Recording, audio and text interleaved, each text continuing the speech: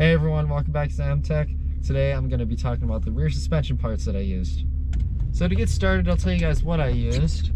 I used AKG 75D polyurethane Diff and Subframe bushings, Turner Motorsport race camber arms for more camber, which I'm never going to use, but they have a different style of joint that I'll spare you the specifics, but essentially I went stiffer parts in the rear end, and then I replaced both wheel bearings and all 4 ball joints. So my initial impressions of the parts that I used were really good. I was like, oh yeah, there's no NVH at all. Did not see a single downside. Now, before I start off with any kind of preconceived notion, I'm still happy with the parts I put in back there. I just want to make this video as objective as possible for anyone out there watching who, you know, if you're looking for these parts in your own car, I'm just going to give you my honest opinion. So I'll start with the subframe bushings. When I put them in, I instantly noticed a handling bonus. They're incredible. Honestly, I was so surprised. This car handles really well now. And on top of it handling really well, it kind of got rid of all the play in the Diff and Subframe. I mean, there's a little bit of play now technically because it's poly and not solid, which you kind of want, but just so the bushings don't break down. But honestly, I'm really happy about them. The car handles great. I feel confident taking it anywhere. I don't no longer have like weird movement in the corners. Later in this video, I'll put a little segment on me driving the car the first night I had it back on some back roads. But anyway, and then also this probably goes along with replacing the ball joints too. The car rides a lot better, and it just feels more consistent. So when you put stiffer parts in certain spots, like in your Diff and Subframe, what you're now doing, you might not know this, but what you're now doing is you're limiting the movement to other parts of the suspension. So like if you converted the ball joints to solid, that'd be really bad. You would bounce around all over the place, which is why no one makes them, because that's a pivotal part of your suspension that needs to be able to have travel. Well, by eliminating movement in Diff and Subframe, you're now moving your pivot points to the ball joints instead of being Diff, Subframe, and the ball joints, if that makes sense. So that's part of why it's going to handle a lot better. As far as why I use AKG, because they're kind of expensive. AKG, first of all, their customer service is incredible. And second of all, they make really good high quality parts. I mean, they used to make parts for the US military, so making parts for cars is nothing short of easy for them. And everything's just really high quality to make. Honestly, I'm always of the opinion, if AKG makes it, buy it from them. Because generally, ground control also has really, when it comes to like more like shocks and springs, or camber plates, because AKG stuff, I don't know, it's kind of, they either don't have it or it's pricey. Same thing with end links, which I still need to do. But anyway, yeah, super happy with the Diff and Subframe bushings. Now, I do want to say, sometimes I did lubricate them, and obviously I'm driving through the rain now, and it's been super rainy, so maybe a little bit of the lubrication's worn off. But as far as noise, you get the occasional squeak, or like sometimes you mess up a downshift. Well, that one was fine, but sometimes if you kind of mess up a downshift, you'll hear in the rear end like chunk, I guess is the best way to put it. You hear like a, that's really the only way to describe it. It's like a chunk from the rear end. It's really, as far as NVH goes, it's hardly anything, honestly. Like, people try to tell, if you're super like OEM, oh, I don't want my car to make any noises, obviously don't put these parts in your car. But if you're just an enthusiast that's worried maybe about NVH, don't. It's not bad at all. I mean, even that, I just went over the potholes. Yeah, you could barely even feel it. Now again, that's with new ball joints, but still. Like,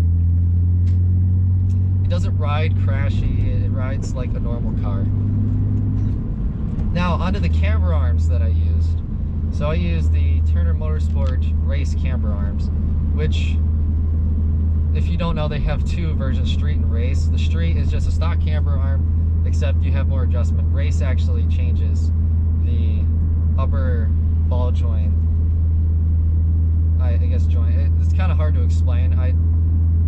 Basically, it allows your car to feel more stable at high speed turns, and they feel great. They also, I again want to reiterate, they make zero noise 99% of the time, but occasionally when I go over bumps or take turns, I'll hear like a metal kind of like creak, I guess is the best way to call it, but it's really not bad at all.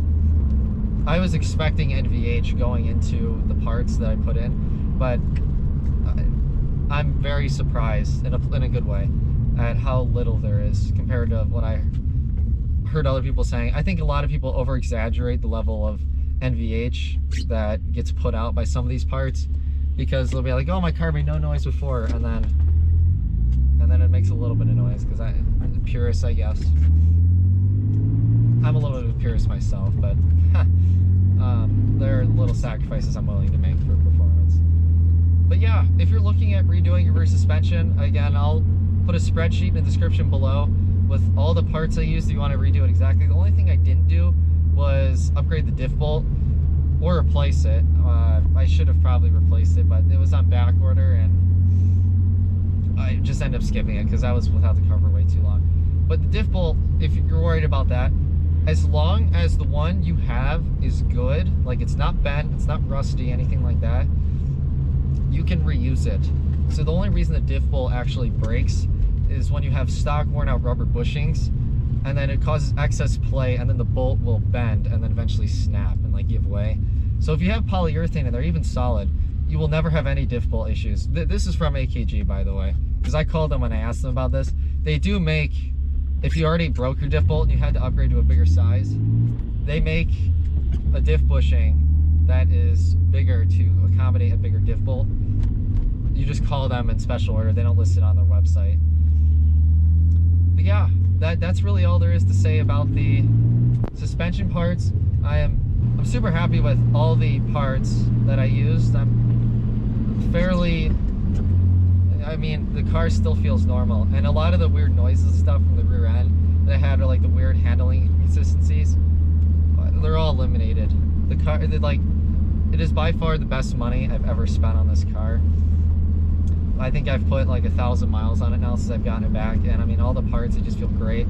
Power transfer also, it feels great, because obviously your different subframe, I mean, those aren't really parts of the car that you want moving around. So, I mean, now there's very little. I mean, it just instantly to the wheels. Yeah, thanks everyone for watching. I'm gonna go ahead, and I recorded a bit of night driving spot that friends and I used. My friend was being my rally driver. And yeah, you gotta see for yourself what these parts are like. Thanks everyone for watching, and I'll see you guys in the next one.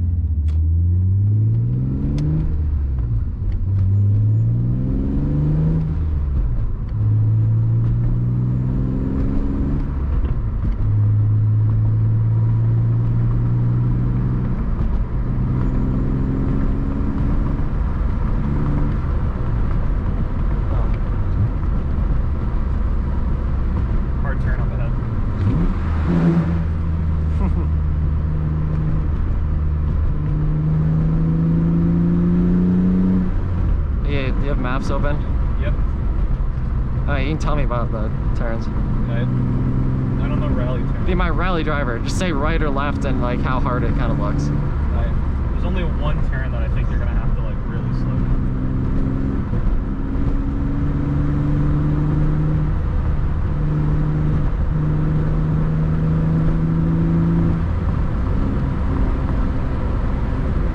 This is gonna go back right. Yeah. Not too hard.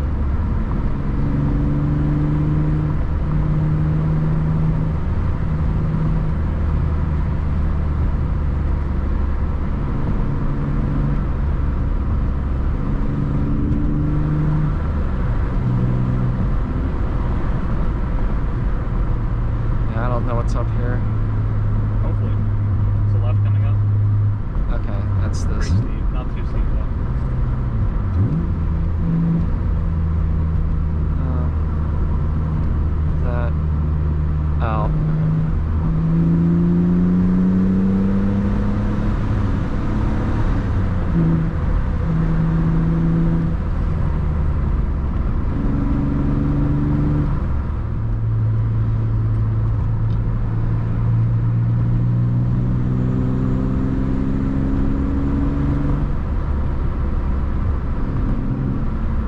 Gunner's still behind us?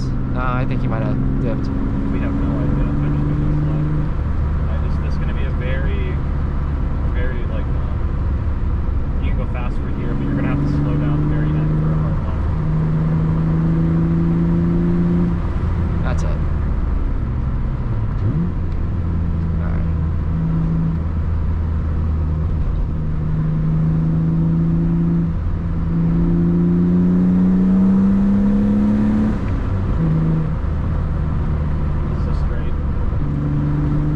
What's the next turn? Very hard left, or very hard right. This right's going to be quite hard. Okay.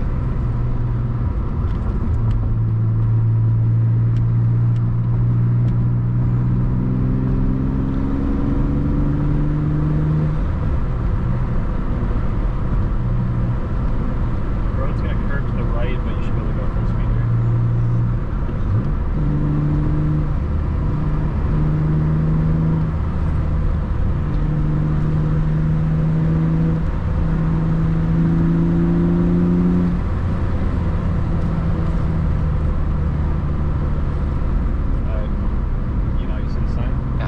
I do see the sign.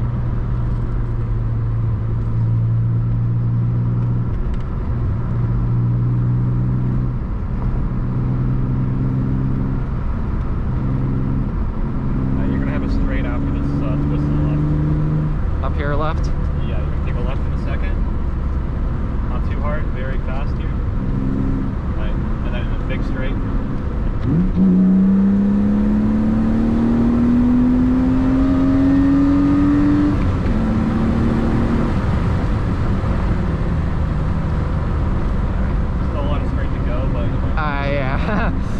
I hit Vanos in third. That's pretty scary. Yep.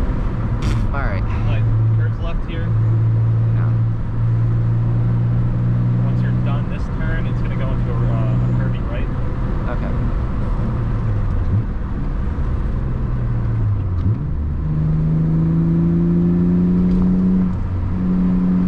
This goes on for a hot minute.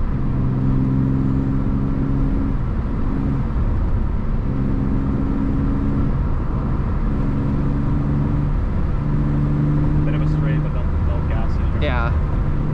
Which way? Turn right. Oh yeah. Lots of rights.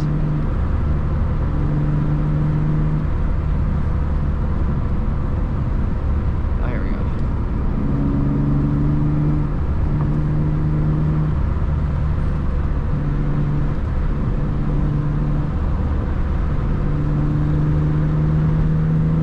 Then the road's gonna end in the partial right. Oh yeah. Yeah, that was I think I'm gonna head back. That was fun. Adventurous. Yeah, we leave this way. Yeah, so for those of you on YouTube watching this, that was my initial little bit of driving with the rear subframe job. Thanks to my friend William for being my co-driver for the night. That made that more enjoyable, so I wasn't as terrified of being able to see hardly anything. Honestly, that's part of the fun. Yeah, it has its own fun.